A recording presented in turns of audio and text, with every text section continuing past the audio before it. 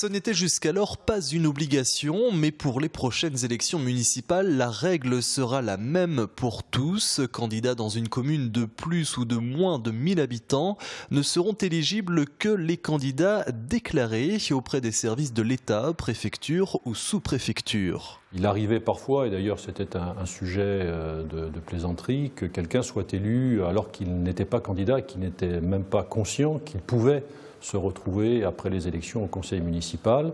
Ça pouvait avoir une dimension sympathique, mais aussi mettre un certain nombre de personnes en situation inconfortable, mal préparées, moins disponibles que ce qui est normalement requis. Et donc là, c'est un souci de clarté, de transparence.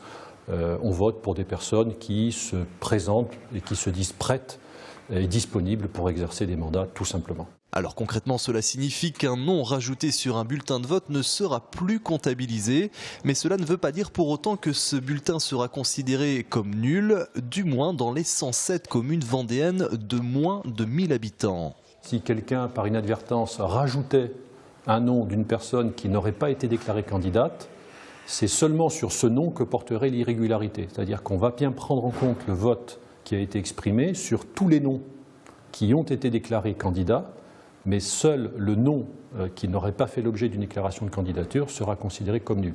Une règle qui ne s'appliquera pas dans les 175 autres communes vendéennes, celles de plus de 1000 habitants, où le simple fait de rayer ou de rajouter un nom rendra le bulletin nul. Et pour près de 80% de ces communes, ce seront les premières élections municipales où le panachage sera interdit.